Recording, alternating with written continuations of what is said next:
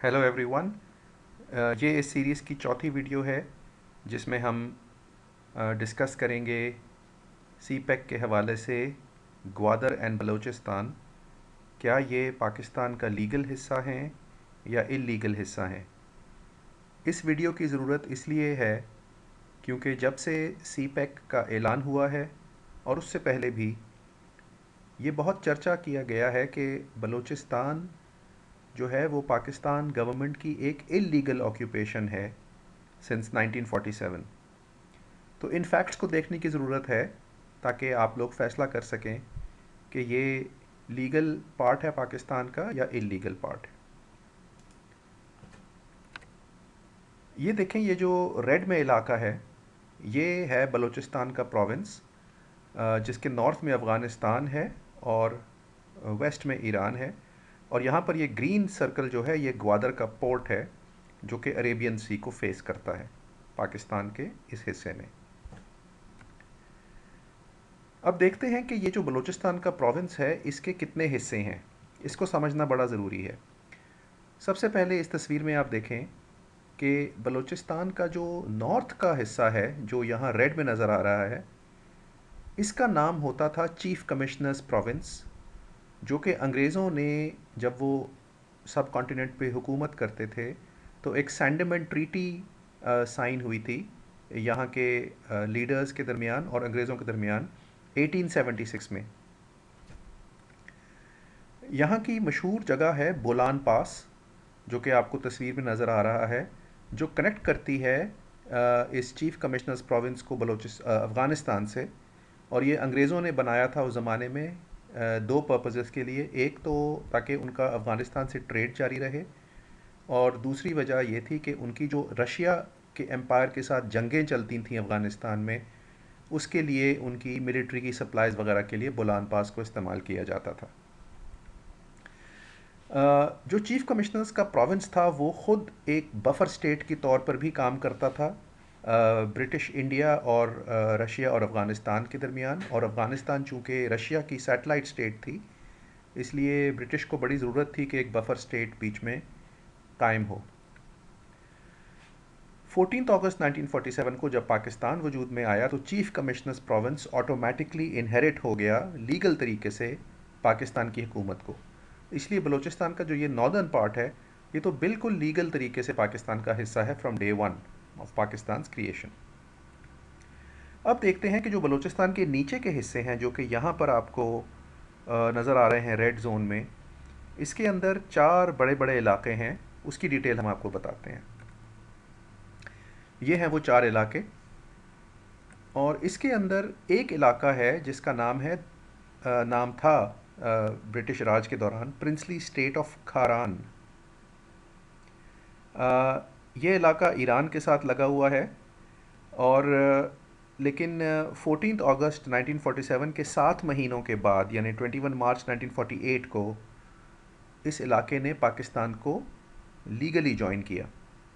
और वो जो 7 महीने का पीरियड था, उस पीरियड में ये इलाका इंडिपेंडेंट रहा। जो दूसरा इन चार इलाकों में जो इलाका है उसका नाम है प्रिंसली स्टेट ऑफ मकरान।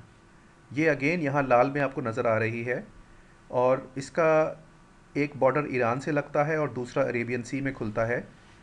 और जोग्राफिकली हालांकि इसी इलाके में ग्वादर का पोर्ट पड़ता है, लेकिन उस वक्त जब इस इलाके ने पाकिस्तान को ज्वाइन किया, वही मार्च 1948 में, तो ग्वादर का पोर्ट असल में पाकिस्तान के पास नहीं था, बल्कि जो पाकिस्तान का पड़ोसी मुल्क है ओमान, ये उसका हिस्सा था।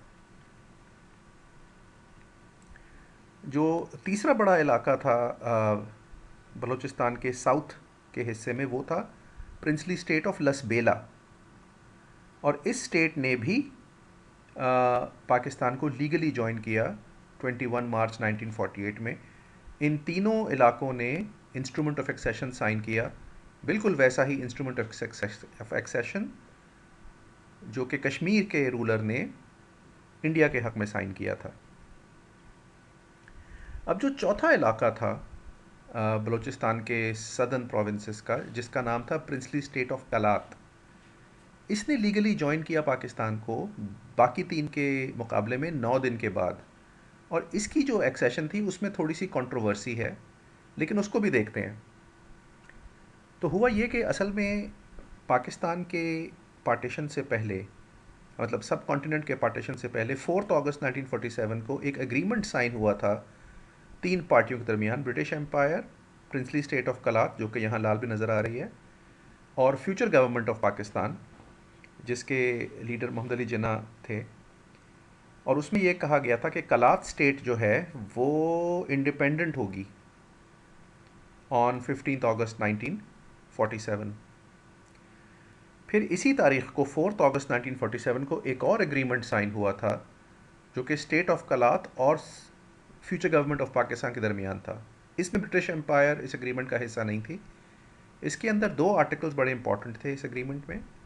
पहला आर्टिकल ने कहा कि गवर्नमेंट ऑफ पाकिस्तान एग्री करती है कि कलात इंडिपेंडेंट स्टेट होगी, लेकिन आर्टिकल 4 में ये भी कहा गया कि पाकिस्तान की गवर्नमेंट वो तमाम पिछले मुआहदे और एग्रीमेंट जो कि कलात और ब्रिटिश गवर्नमेंट के दरमियान हुए थे उनको इनहेरिट करेगी, और पाकिस्तान लीगल, कॉन्स्टिट्यूशनल और पॉलिटिकल सक्सेसर होगा ब्रिटिश का।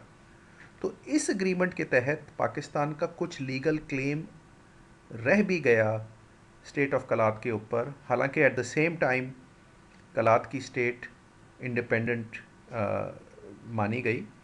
और इसमें ये उनके डिस्कशंस के दरमियान ये भी एग्रीमेंट हुआ था कि अगले 3 महीनों में नेगोशिएशंस कर ली जाएंगी, और ख़याल लोगों का ये था कि स्टेट ऑफ कलात पाकिस्तान की प्रोटेक्शन में रहेगी, लेकिन दरअसल वो इंडिपेंडेंट होगी। इसके बाद 27 मार्च 1948 को एक अजीब इंसिडेंट हुआ। All India radio news broadcast में आया कि कलात की जो स्टेट है वो इंडिया को ज्वाइन करना चाहती है।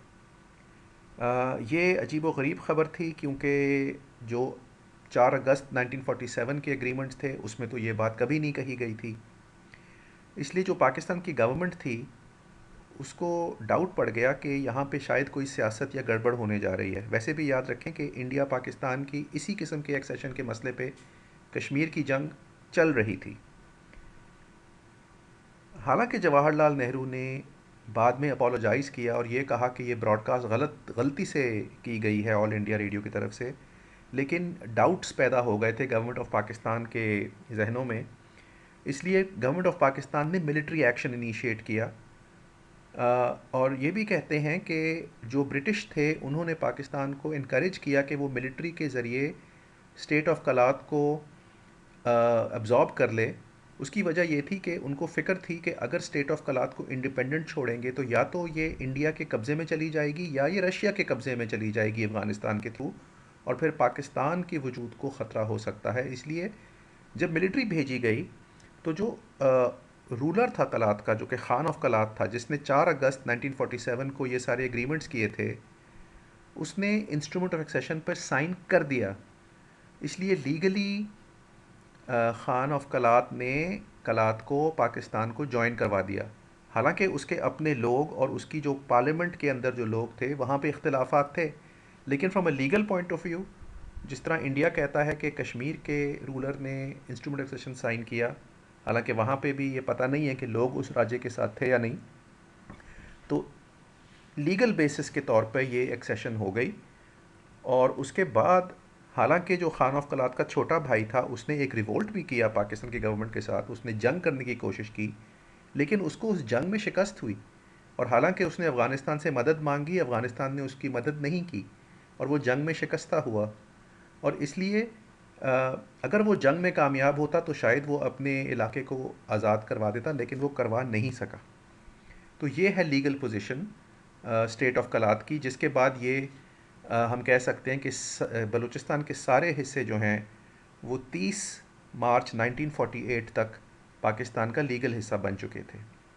अब एक हिस्सा जो रह गया था वो था गवादर, जो कि आपको यहाँ नक्शे में ग्रीन दायरा नज़र आ रहा है। हमने आपको बताया कि ये तो पाकिस्तान का हिस्सा ही नहीं था, और ये जोग्राफिकली अरेबियन सी पे मकरान के करीब था, लेकिन लीगली पाकिस्तान का हिस्सा नहीं था, ओमान का हिस्सा था। जो कि आप देखें इस मैप में ओमान पाकिस्तान का हमसाया है, जो कि समंदर के पार दूसरा मुल्क है। लेकिन सितंबर 1958 में पाकिस्तान ने बाकायदा लीगली ओमान से इस पोर्ट को परचेज़ किया, जो कि एक बिल्कुल लीगल इंटरनेशनल ट्रांजैक्शन है। लिहाजा बलूचिस्तान का सारा हिस्सा और गवादर जो है वो पाकिस्तान की गवर्नमेंट क्लेम करती है बेस्ड ऑन लीगल डॉक्यूमेंट्स कि वो पाकिस्तान के लीगल हिस्से हैं। Thank you for watching our broadcast, और हमारे चैनल को सब्सक्राइब करना मत भूलिएगा। थैंक यू।